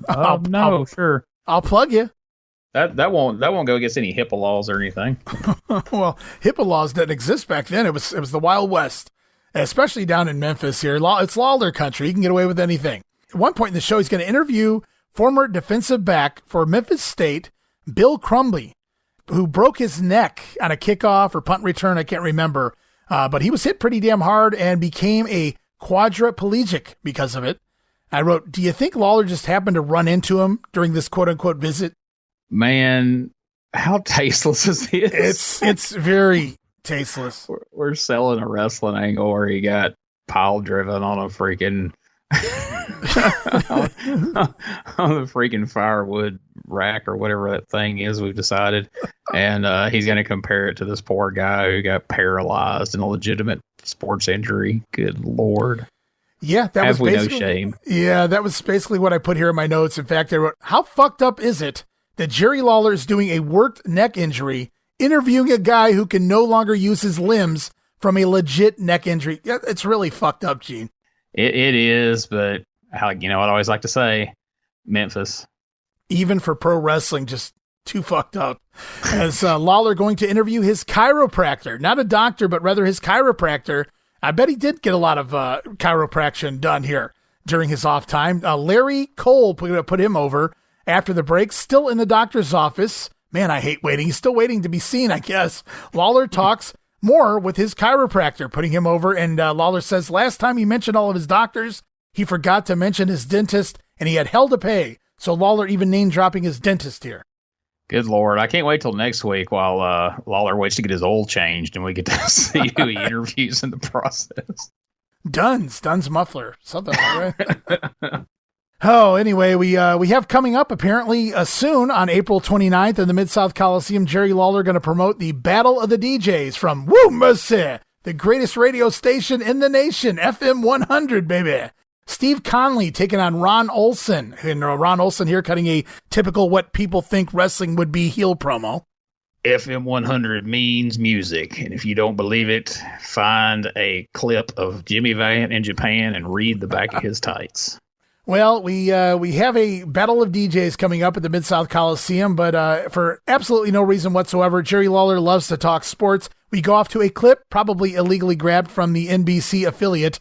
It's a Dolphins versus 49ers game, but it's not played on the field, but rather in a basketball court. That was kind of interesting. And we close the show with Jerry Lawler promising that the Cleveland Browns will get Bernie Kosar. Nostradamus Lawler here back in 1985 because the Cleveland Browns did in fact get Bernie Kosar. And I remember those seasons very well. A great time to be had back then if you were a Cleveland Brown fan. Well, lucky for Lawler, TV5 was an NBC affiliate, so I'm sure he was able to use that with... I was wondering. Yeah. Didn't bother to Google it, but that's good to know. Thank you for that, Gene. As we continue on, we also have a show coming up here Sunday night in Jackson, Tennessee. 7 matches on the card. Dutch Mantel taking on Hot Stuff Eddie Gilbert. PYT's going up against the Battens. The Fabulous Ones versus Randy Savage and Lanny Poffo. Plus Jerry Oski, Constance and Ashley, and more. Well, thank goodness, if anybody gets any real trouble there, our conquering heroes, Constance and Ashley, will be there to save them. Save the day, Constance and Ashley. Or maybe it's Constant coming to Jackson. You never know which one you're going to get. As we move on to Monday night, April 15th, Mid-South Coliseum. Starting time, 8 p.m. Going to see Mr. Wrestling out there, subbing for Billy Travis. Mr. Wrestling in the opener over David Haskins. Bobby Colt scoring a win over Brad Batten. Mark Batten over Billy Travis, subbing for Lanny Poffo. It's Constance and Ashley over J.R. Hogg and Lanny Poffo, subbing for Mr. Wrestling. So I'm going to ask you, all of these guys are on the card. All of these guys are on the card. Travis, Poffo, Mr. Wrestling.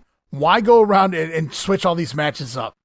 I mean, I understood switching Billy Travis out of the David Haskins match because it's 2 baby faces. Right. But I assumed somewhere along the way we were going to get to the guy who was missing, but no, none of them are missing. We just shuffle the matches around. Okay. And we still get a babyface match. We get Mark Batten over Billy Travis. Yeah. Yeah. Exactly. And poor Billy loses to Mark Batten. Nobody loses to Battens in a single match. They barely go over in tag matches. Okay. Well, it is what it is. Also on the card, Jerry Oski defeating Iron Mike Sharpe. Macho Man Randy Savage, the Southern Heavyweight Champion, scoring a win over Nick Bockwinkel. More on that in the upcoming weeks here on the show, guys. But wow, think about that. That's like a fantasy booking, right? You used to get the old magazines and it used to say, what if Ric Flair came to the WWF and wrestled Hulk Hogan? What if Sting wrestled the Ultimate Warrior? Yes, I know those matches wouldn't be very good, but at the same time, those were dream matches, right? And you have to think back in this time period, just 2 completely different guys, both top heels in 2 different territories. To think about that, Nick Bockwinkel and Randy Savage. That's pretty amazing, yeah, that Savage went over clean on Nick Bockwinkel. The old ICW Poffo territory Savage would have probably showed up on TV Saturday morning with a bogus AWA World Title belt and claimed that Nick Bockwinkel was AWA champion and ran with that. Yeah, that would. I absolutely could have seen that. And then he would have went to the corner grocery store and stole a few steaks. But yeah, that's a big victory for Savage, and I don't know. I'm surprised they didn't close the show with that. I mean, I don't know. I guess the Fabs were the bigger babyface draw than Bockwinkel, so that's why we closed the show. But they were losing anyway, so kind of surprised that we didn't close with Savage. But I guess Fabs technically were higher up the food chain as far as the fans were concerned. Well, they were the baby faces, I guess, the biggest. Well, if you look at it, I mean, Bockwinkel's always been a heel here. Randy Savage is certainly a heel here, so you don't really know how the crowd's going to respond. So I guess they wanted some sort of happiness during the main event of the show, some noise to be made. Finish anyway. Yeah, that's right. So the PYTs do come out and go over, score the win, and capture the titles from the Fabs here in the main event at the Coliseum. So the last two matches, those were pretty damn good. The rest of the card, not so much. Well, come on now. Jerry Oski getting the win over Mike Sharpe. I mean, you just imagine how many Boston Garden shows and Maple Leaf Garden shows and Philadelphia Spectrum shows that match would go on to open. I'm sure that's on several episodes of Primetime Wrestling, no doubt about it. So the PYT's the new Southern Tag Team Champions. Randy Savage scoring a very shocking win over Nick Bockwinkel, who really didn't lose all that often to Jerry Lawler. So for Bockwinkel to come out here and take a pinfall loss to Randy Savage, again, we'll have to add more context to that in the future weeks. But Savage going over there, unbelievable. Take a look at that. Look back over that card there, Ray, and tell me what's missing, unless we're just missing some details here. But what is super odd about this Memphis card, or at least it stands out to me, watching all this 93 and then stuff we've seen? I don't know. I'm at a loss. I don't see DQs. Oh, good call. No. Well, they realized how shitty the card was, maybe. You think? Maybe so, but maybe those 3,000 fans, they said, man, we got to start getting some finishes. I don't know. I'm happy about it. I'm not complaining, but I'm shocked. That was a good catch. That's the first time all year, I believe, we've had, 7 matches all with finishes. Good call, Gene. Thanks. But like I said, 1993 has got me hypersensitive because, there's not a card to be found that doesn't have at least 3 out of 7 matches with DQs, and that's on the low end.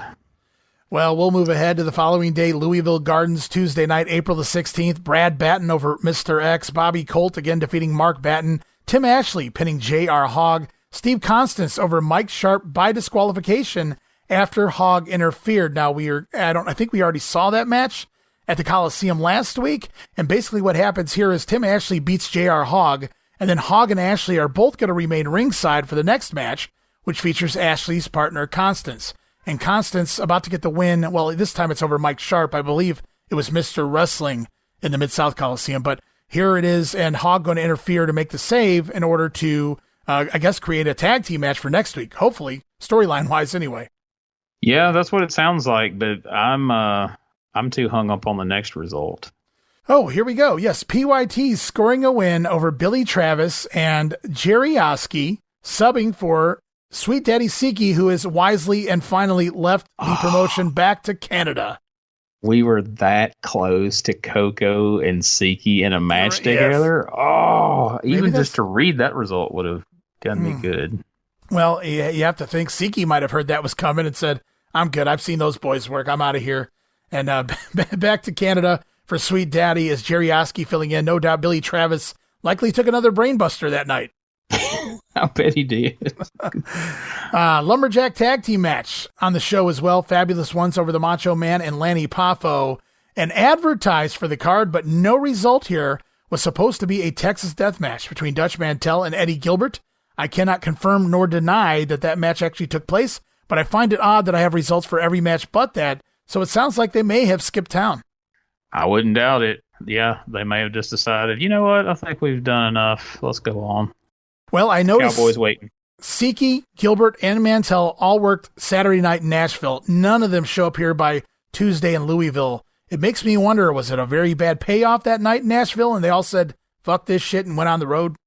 It's very likely. It's very likely because if the crowd was down that bad in Memphis, I guarantee you Nashville was even worse.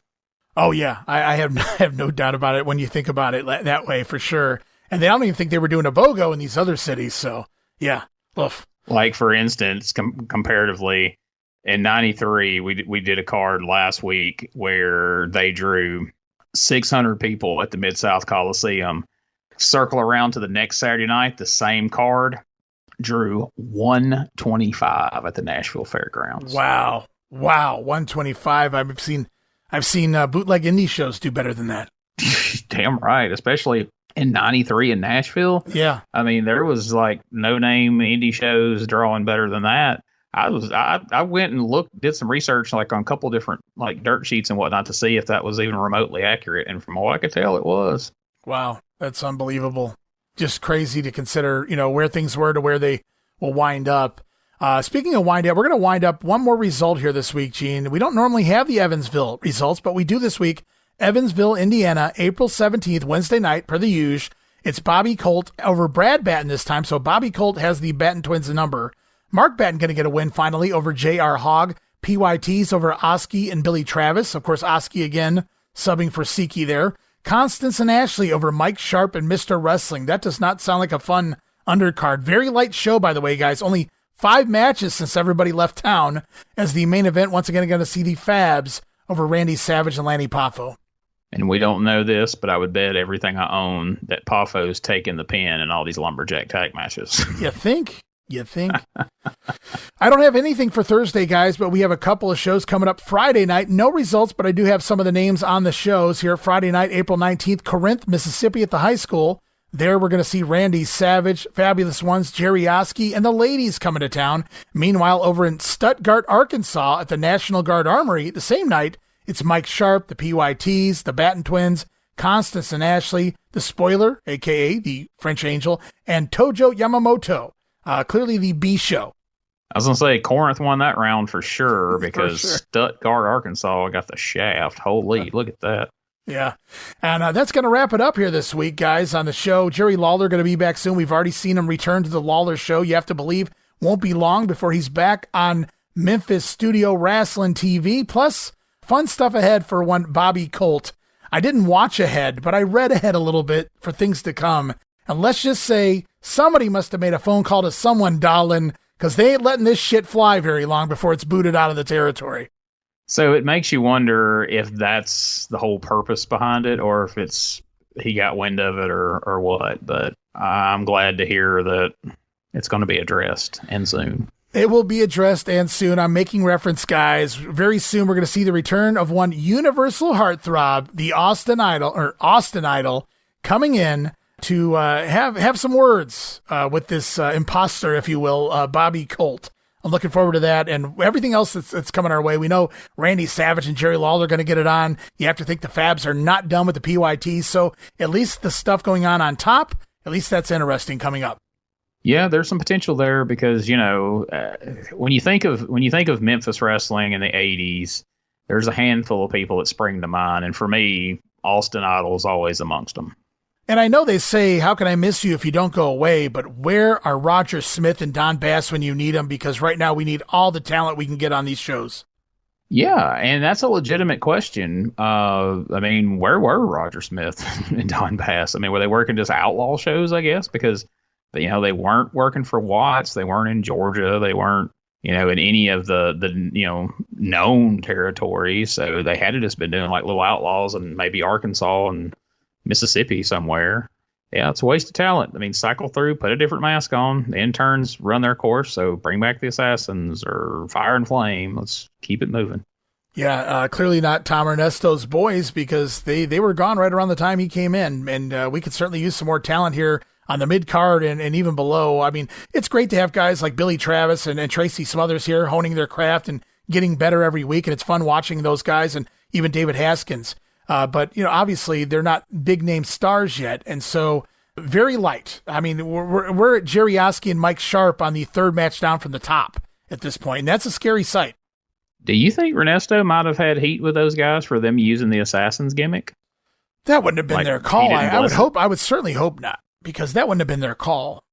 I was just trying to think of something that would have, because I mean, those guys are solid workers. Why would you want to get them out of the territory? But I mean, I don't know. I guess if you thought Lawler was stale, you're subject to think a tag team that's been around as long as they have been at this point. Good point there. Yeah, when you told Jerry Lawler he's stale in Memphis and he needs to go away for a month, I got to question everything you come up with moving forward. But this Constance and Ashley, they're still red hot. Yeah, I guess around. You have to think Jerry Lawler would have never have agreed to leave if he hadn't just wanted the time away. Like it was finally his opportunity to take a break. I think he probably wanted the time away, and I think probably when Jerry Jarrett didn't push back on it, he probably, part of him was probably just like, okay, yeah, I'll leave. I'll watch this shit burn. Yeah, let's see this. Let's see how quickly this thing eats shit. Lest we forget the last time we decided for me to leave. How quickly did we need me back? Well, spoiler alert, guys, it won't be long. The King will return. He's going to continue his long tenure here in the Memphis territory on top for sure. And I'm sure he's coming back for revenge on the mind of the King in regards to the Macho Man. So we have that to look forward to at least. And again, I did not watch ahead, and I don't know if you did, Gene, so I don't know a whole lot of what's coming up, but I'm looking forward to seeing where things go. It can only go up from here after this episode of TV, I hope. I'm going to be honest, and I don't want this to sound negative, but I really have went out of my way not to read ahead or watch ahead because I want to be surprised, and two, I don't want to get depressed if it's going to stay shitty like for very much longer. I'd rather just be surprised each week than to dread it. So no, I've made it a point not to look ahead at all, and then hoping I'll be pleasantly surprised. And the fact that you just teased Austin Idol's coming in is definitely a step in the right direction, and that does have me hopeful for the future. All right, as we get to finish up here, Gene, we're certainly going to have to put over your programs. Currently right now, the Retro Wrestling Review Show, covering USWA 1993, in the middle of that WWF crossover war off and on, and Johnny Polo over there gifting, I believe, Brian Christopher one Miss Simpson this week on the show, in the week we're recording anyway, and lots of fun stuff to come here. Yeah, that was definitely a fun episode. Brian's reaction. So Johnny Polo has Brian cover his eyes. He's teased that I'm gonna gift you my British nanny, and Brian is, by his description, has clearly envisioned an old lady that probably sounds like Mrs. Doubtfire or something, and he covers his eyes, and then he opens them and sees Miss Simpson standing before him, and Brian's reaction's priceless. If you haven't seen that, go check that out. That episode is a lot of fun. So Nanny Simpson, Jennifer Simpson in there. The best thing about that show is, so in the first segment, they introduce Miss Simpson. Tony Adams is brought out by Johnny Polo and gifted to Brian Christopher. In the next segment, they show a tape segment introducing this lady named Jennifer, this blonde, another young blonde, actually much younger than Tony Adams, who is now going to be on their newly discovered 900 hotline. And she's going to be out running the roads, getting the dirt on the wrestlers, finding out, quote unquote, what they do in their spare time, and reporting back on this hotline. So in two segments in a row, we've had two blonde chicks, one named Miss Simpson, one named Jennifer. In the third segment, Miss Simpson comes out to interfere in a match between Jeff Jarrett and Tony Falk, and Corey Macklin's like, Jennifer Simpson, I hit ringside.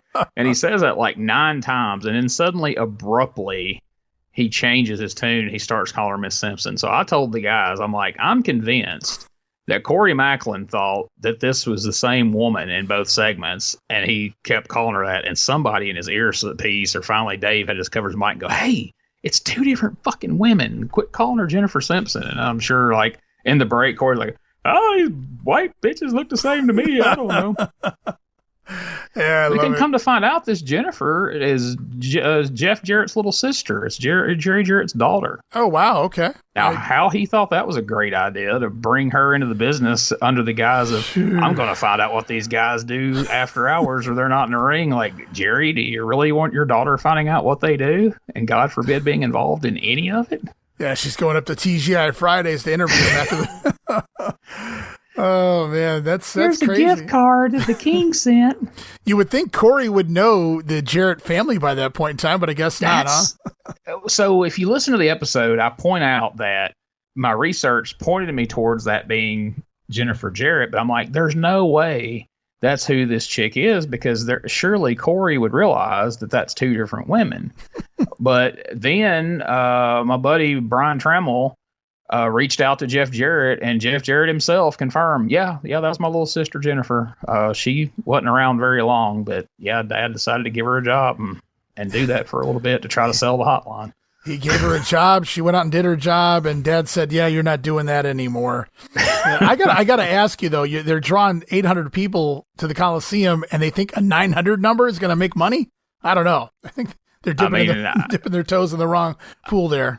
I guess another revenue stream, because in the 90s, dude, 900 numbers were in the 80s, a huge thing. Yeah. Oh yeah. And so I guess they figured it was worth a shot. Because this is what I told Josh and Richard. I said, I don't even think this is really aimed at wrestling fans. With what she's teasing, I think they're hoping that all the wives and the other rats in the territory are going to be calling this, trying to figure out what wrestler's banging who.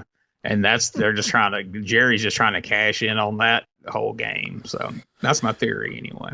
Well, for those who missed the announcement prior, the Dangerous Conversations podcast that you also host, Gene, featuring Doug Gilbert, now has another host. It's going to be Dangerous Conversations with Doug Gilbert and Wildfire Tommy Rich joining the show, a permanent fixture moving forward. Now, Tommy does have weekend bookings from time to time, and so does Doug. So maybe certain weeks one misses the show, the other one will still show up, and that's what happened recently. Tommy Rich had some obligations over the weekend, and Doug Gilbert's still there, and he brought in a friend, the grappler, Lynn Denton.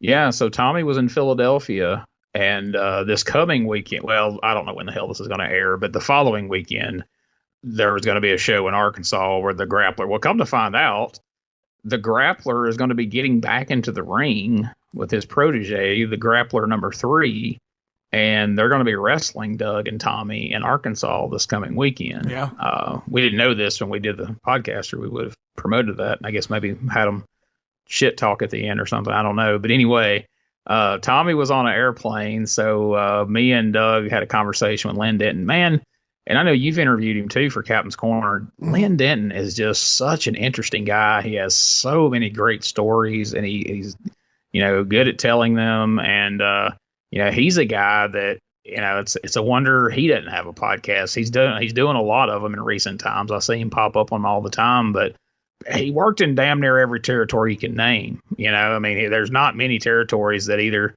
he wasn't in as a grappler or a dirty white boy or both. Man, he's just got so much knowledge to share and so many stories to tell. And I would say this is, probably in one of my top 5 favorite interviews I've done in all the years I've been doing these podcasts. And ironically, one of my other top favorite ones is when we interviewed his partner, grappler number 2, the dirty white boy, Tony Anthony. Yeah, no, those guys were both good interviews. I heard Tony's with you, and I as you said, I've interviewed Lynn in the past, and very vivid recollection of his career, which is great. And again, a great storyteller, goes hand in hand, and it works well. Asking everybody to check out both of those podcasts, of course, and then the YouTube version of the Retro Wrestling Review also out there, youtube.com/wrestlinggrenade. And as we finish up, I want to invite everybody to go over to our Patreon, patreon.com/WrestleCopia, the $5 all access tier. And of course, oh my God, the VIP Superfan tier right now, Gene, really taking off. Those fun ass Coliseum videocasts we've been doing. The Pro Academy is up and running with the videocast going back to the 70s and looking at greats like the Funks, Bruno Sammartino, the Original Sheik, Abdullah the Butcher, and of course, all the locals, Giant Baba, when he could work, Jumbo Sharuda, and so on and so forth. Man, it's turning out to be everything that I hoped it would be when you first told me about, the VIP video cast. I'm having a blast going back, watching these old Coliseum videos that I love. Me and you getting to watch them together and talk about them. And I've been probably one of the biggest advocates on WrestleCopia for the Japanese video cast with Dan. And, oh man, I watched the first one and it was everything I hoped it would be. It was, getting to watch this Japanese footage with you guys talking over it and adding insight and, just it's a lot of fun, but it's also very informative. And the footage looks great. You know what I mean? Like, gosh, you see some of that footage, that's that age and it's hard to watch, but man, the quality looks great. You guys do a great job, and it's worth every penny of that VIP tier of the Patreon. just for that. But you get so much more with it. Yeah, of course. Just give it a try, folks. I mean, if you're skeptical, give it a try. You won't no regret subscription. It.